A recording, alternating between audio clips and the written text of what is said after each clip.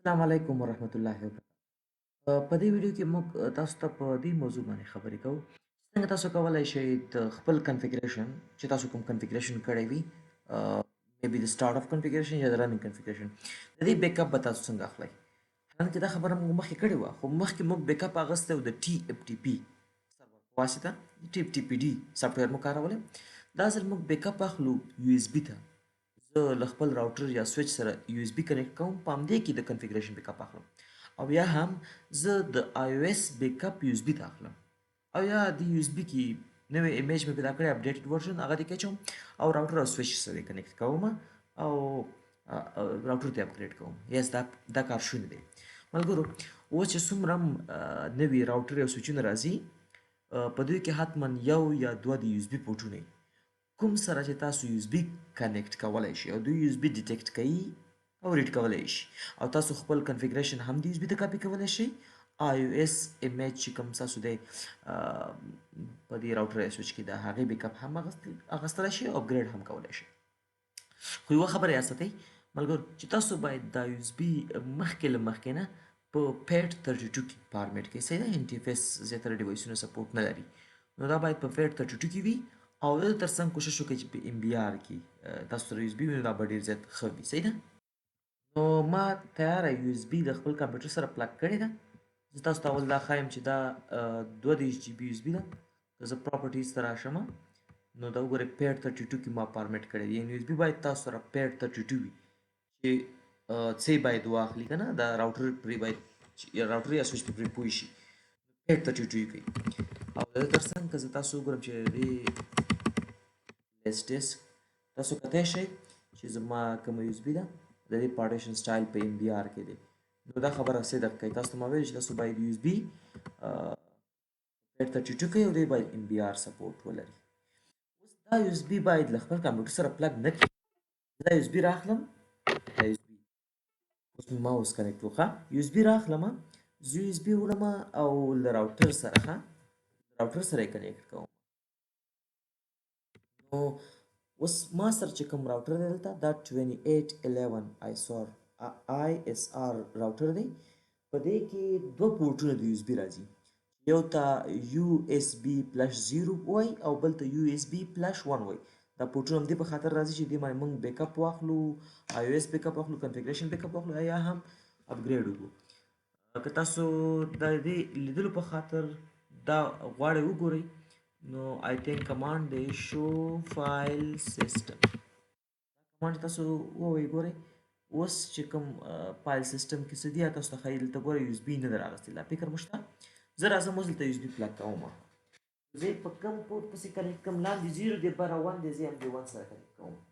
یو اس بي ما د راوټر له 1 پورټ سره کنیکټ کړی، یو اس بي پلس 1. ګورئ دلته شاید تاسو ته راوام کړي چې USB host stack 6 USB device connected. Apple speed USB has been inserted in the port. دا وره معلومات یې درکړل دلته. ملګرو کله چې تاسو USB پلګ کړه د دې لپاره چې وګورئ چې USB اخیستل شوی که نه، نو شو کمانډ دی شو فایل سیسټم. دا کمانډ چې کله تاسو ووهو تاسو ته ګوره دلته راځي، دا نمبر د کوم ځای نه پیدا کوئ ځکه دا زموږ په کارېږي. نو زما د USB نوم شو USB پلس 1. ملګرو زه به اوس د سټارټ اف کنفیګریشن بیک اپ والی د رننګ کنفیګریشن اخلو. کمانډ ډیر سمپل دی، کاپی کرا تا سټارټ اف کنفیګریشن ټو یو اس بي پلس 1. دا کمانډ که زه اوس انټر هم کم، ما سره دلته زما په راوټر کې اوس ما سره چې کوم یو اس بي ده، زه چې اوس دا ویډیو ریکارډ کوم ماسپښین ټایم دی، نو دا یو اس بي ما سره 32 جی بي ده.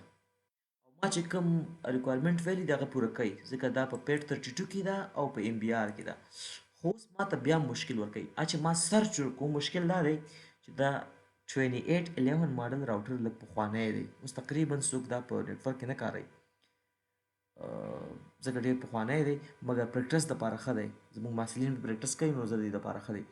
نو دا 32 جی بي یو اس بي د دې دپاره ډېره زیاته لوی ده. ما چې سرچ وکړو نو راته ویل چې دا 32 جی بي یو اس بي ډېر لوی ده، حد اقل 4 یا 8 جی بي یو اس بي پیدا کړه. دا یو اس بي ډېر لوی ده، دا راوټر یې سپورټ نه لري، صحیح ده.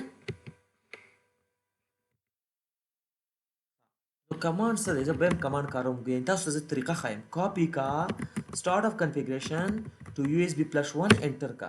نوم درنه غواړي، بس ورته نوم همدا راوټر کنفیګ صحیح دی، انټر کا.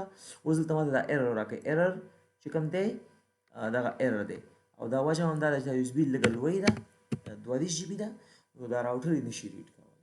صحیح ده؟ ښه، تاسو د سټارټ اف کنفیګریشن configuration داسې copy running configuration to USB plus 1 نوم ورته ورکړئ انټر. دې سره به دا د USB ته کاپي شي. همدارنګه تاسو چې بیرته دا configuration د USB نه راخلئ هماغسې copy USB plus 1 نه running configuration ته انټر. yes ما source file نوم ورنه ښودو run destination file name running.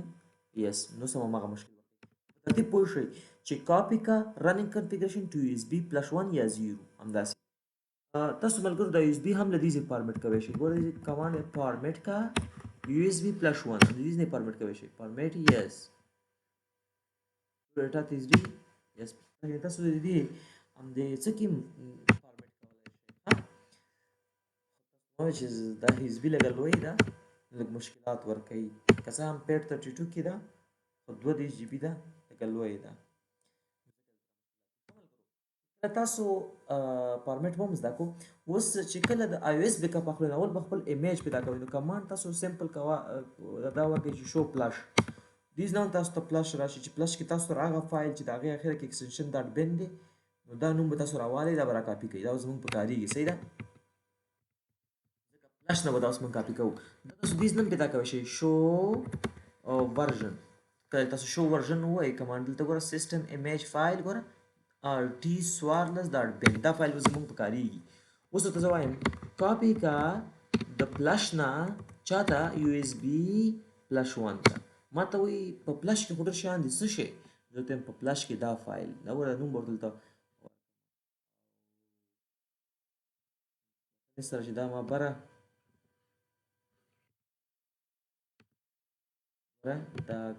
دا دې نه به دا نوم به صحیح کاپي کوي. ښه ما ورسره دا نور شیان هم څه کړي دي. بیا شو فلش دلته راځم، دا دا دا نوم به راوالم داسې ښه په قرار کاپي شو. کاپي کا د فلش نه یو ایس بي ډیټا او دلته ورته نوم ورکړم د فایل انټر، او ډیسټینیشن فایل نوم همداسې دی. یس او دا به تاسو سره بیا څنګه شي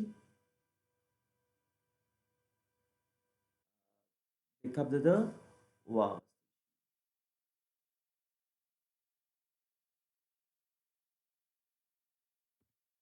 او دا کمانډ اوس ما سره کار نه کوي. که چېرې تاسو دا یو اس بي ما ته چې دا مشکل زموږ د ډیوایس دی، زموږ ډیوایس لږ پخوانی دی، یو اس بي لږه لوی د سایز نه شي کولی.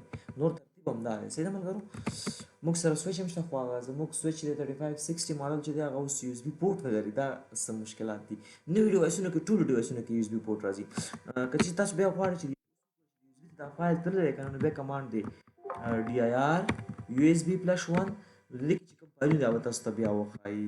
اوس اکچولی زما د موږ سره چې کوم راوټر دی دا د یو اس بي نشي ریډ کولی. دغه دا کمانډونه چې تاسو ته موږ وښودل، تاسو دا ځان سره یاداشت کړئ او ریل لایف کې هم داسې امپلیمنټ کړئ. صحیح ده؟ خدای په امان.